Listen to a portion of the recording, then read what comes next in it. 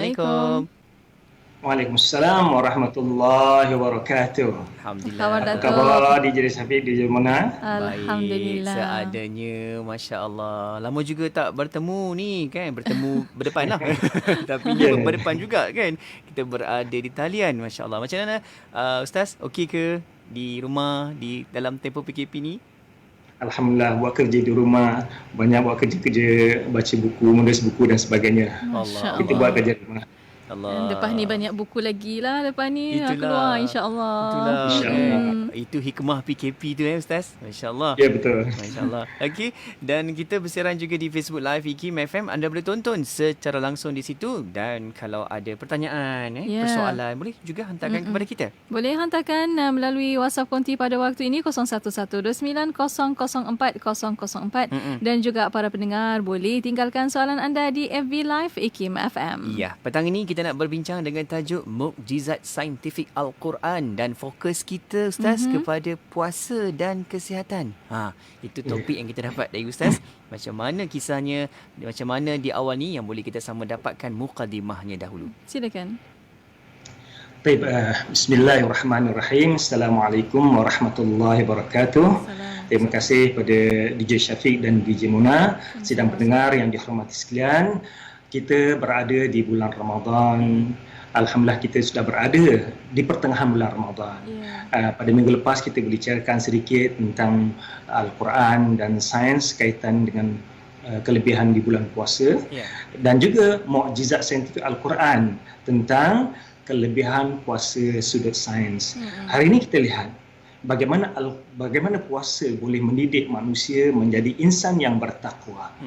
Allah SWT menjelaskan dalam surah Al-Baqarah ayat 183. Ya ayyuhalladzina amanu kutiba alaikumusiyam kama kutiba alal ladzina min qablikum la'allakum tattaqun.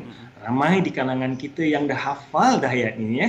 Dalam surah Al-Baqarah ayat 183 di mana Allah SWT berfirman, wahai orang-orang yang beriman, diwajibkan ke atas kamu berpuasa seperti mana yang telah diwajibkan ke atas umat yang sebelum kamu agar kamu mencapai darjat takwa. Moga-moga kamu akan menjadi insan yang bertakwa. Saya tertarik DJ Syafiq Jimona dengan ulasan yang dijelaskan oleh Abu Ala Al-Maududi di mana beliau menjelaskan bahawa Ramadan merupakan madrasah untuk mendidik insan menjadi insan yang lebih bertakwa. Satu perkara yang menarik, Al-Quran menyebutkan sebanyak 258 kali perkataan takwa. Nak gambarkan pentingnya takwa itu dalam kehidupan manusia. Sehingga Al-Quran mengulang-ulang sampai 258 kali. Satu ketika Sayyidina Umar pernah bertanya pada Ubay bin Ka'ab, apakah yang dimaksudkan takwa wahai Ubay? Lalu Ubay bertanya balik pada Sayyidina Umar, dalam menjawab soalan ini bertanya balik. Memberikan jawapan dengan pertanyaan.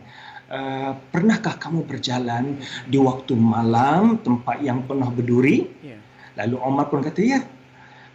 Apakah yang kamu lakukan? Lalu beliau menjawab, sekiranya aku berjalan di kawasan yang gelap gelita, penuh berduri, pastinya aku akan berjalan dengan berhati-hati. Lalu Ubay bin Ka'ab berkata, itulah sebenarnya takwa. Dalam hidup kita, seolah-olah kita hidup di dunia ini di kawasan yang penuh dengan pancaroba, dengan ujian, dan kita berada dalam keadaan gelap gelita, hanya cahaya Islamlah yang menerangi kita. Oleh itu kita kena berhati-hati agar tidak terpijak pada duri-duri yang berada di sekitar kita.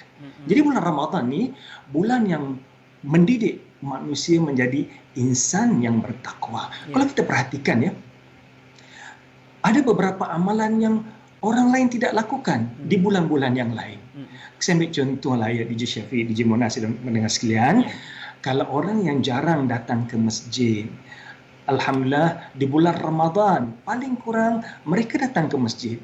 Paling kurang untuk menunaikan solat tarawih berjamaah. Cuma sepanjang PKP ini kita sembahyang di rumah lah ya. Dan ini pula mendidik setiap ayah untuk menjadi imam kepada keluarga mereka masing-masing. Dan ini satu didikan yang tidak ada di bulan-bulan yang lain. Kalau di bulan-bulan yang lain mungkin kita tidak menjadi imam pada anak-anak dan isteri kita. Di bulan Ramadan ini kita menjadi imam. Dan kita boleh didik anak kita menjadi imam pula pada adik-beradik dan juga ahli keluarga yang lain. Dan yang kedua, kalau kita perhatikan, bahkan waktu-waktu yang lain, bukan hanya waktu tarawih, waktu sembahyang 5 waktu yang lain, kalau kita perhatikan di bulan Ramadan, masjid lebih ramai, ataupun masjid dan surau lebih ramai berbanding dengan bulan-bulan yang lain. Nak gambarkan ramai orang yang datang ke masjid di bulan Ramadan ini, hatinya lebih terbuka untuk mendekatkan diri kepada Allah SWT. Yang kedua, di bulan Ramadan ini ramai umat Islam yang membaca Al-Quran. Kalau di bulan-bulan yang lain mungkin kita sedikit alpa, jarang kita baca Quran, tapi di bulan Ramadan, bulan yang diturunkan Al-Quran, ramai umat Islam yang membaca Al-Quran. Yang ketiga, bulan Ramadan juga mendidik kita menjadi insan yang pemurah. Kita lihat ramai umat Islam yang ringan tangannya, yang menjadi pemurah, terutamanya di bulan Ramadan. Ini satu didikan yang disebutkan oleh Abu Ala Al-Maududi. Ia merupakan satu madrasah yang mendidik manusia menjadi insan yang lebih bertakwa. Yang keempat, kalau kita lihat, mungkin di waktu yang lain, ramai juga umat Islam yang mendedahkan aurat. Namun di bulan Ramadan, paling kurang di bulan Ramadan, walaupun mereka masih lagi mendedahkan aurat, tetapi mereka tidak memakai pakaian yang mencolok mata, menghormati bulan Ramadan. Dan ini tidak berlaku kerana mungkin di bulan-bulan yang lain, mereka memakai pakaian yang mencolok mata, tapi menghormati bulan Ramadan, dijaga pakaiannya. Dan kalau kita lihat satu lagi yang ini di antara yang paling jelas kita nampak, bagi mereka yang hisap rokok, mungkin kadang-kadang kita tak senang di sana sini, di tempat makan, di mana-mana orang isap rokok. Tetapi di bulan Ramadan, siang hari mereka tak isap rokok. Ramadan boleh mendidik mereka paling kurang waktu siang hari mereka tidak mengisap rokok. Bukankah ini satu didikan yang cukup hebat yang tidak berlaku di bulan-bulan yang lain? Sebab itulah DJ Syafiq, DJ Muna ya. Hadis yang diriwayatkan oleh Imam Bukhari, Rasulullah SAW ada bersabda, kullu amal ibni Adam lahu illa as-saum fa innahu li wa ana ajzi bihi. Setiap amalan anak Adam untuk diri dia sendiri kecuali puasa. Sungguhnya puasa ini untuk aku dan akulah yang memberikan ganjarannya. Sebab itulah kalau kita lihat apa yang disebutkan oleh Imam Hasan Al-Basri, bulan Ramadan ini mendidik kita menjadi insan yang rabbani, insan yang mendekatkan diri pada Allah SWT. Cuma Imam Hasan Al-Basri menyatakan bahawa kunu rabbaniyin wala takunu ramadaniyin. Jadilah kamu insan rabbani di bulan Ramadan, didik diri kamu jadi insan yang bertakwa, wala takunu ramadaniyin, tapi janganlah kamu hanya menjadi insan rabbani di bulan Ramadan, yakni di bulan-bulan yang lain kita tinggalkan, kita jauh pada Allah SWT. Kita mulakan Ramadan sebagai madrasah, kemudian di bulan-bulan yang lain kita teruskan diri kita menjadi insan yang lebih bertakwa. Mungkin kita lihat nih satu hadis yang lain, Rasulullah SAW menjelaskan di mana Rasulullah SAW didatangi oleh Jibril. Lalu dijelaskan, raghima anfu rajulin dakhala alaihi Ramadan falam yughfar lah. Malang sekalilah, cilaka sekalilah seorang yang telah datang kepadanya bulan Ramadan, tetapi Ramadan pergi tanpa membawa segala dosa-dosa yang lalu.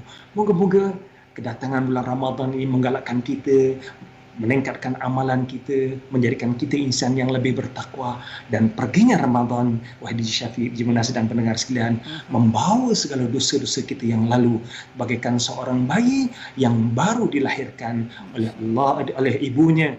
Dan sebagaimana yang disebutkan oleh Rasulullah SAW, man shoma Ramadana imanan wa ihtisaban, barang siapa yang berpuasa Ramadan di bulan Ramadan dengan penuh keimanan dan ketakwaan, diampunkan segala oleh Allah SWT segala dosa-dosanya lah. Amin. DJ Syafiq dan Masya Allah, itu dia Alhamdulillah. konsep takwanya di situ Ya. Muna, supaya kita sama-sama faham sebenarnya apa kelebihan yang Allah sediakan kepada kita dalam bulan Ramadan. Ayo kita sama-sama lah rebut peluang keemasan ini. Ya, Insya-Allah. insya-Allah. Dan para pendengar, Dato', kita akan berehat seketika pada waktu ini. Kita akan kembali selepas ini, dan untuk para pendengar yang ingin menghantar soalan, boleh hantarkan soalan anda melalui WhatsApp konti 0112904004 dan boleh tinggalkan juga soalan anda di FB Live IKIM FM. Terus setia bersama kami di Destinasi IKIM, Inspirasi Inforia Islami.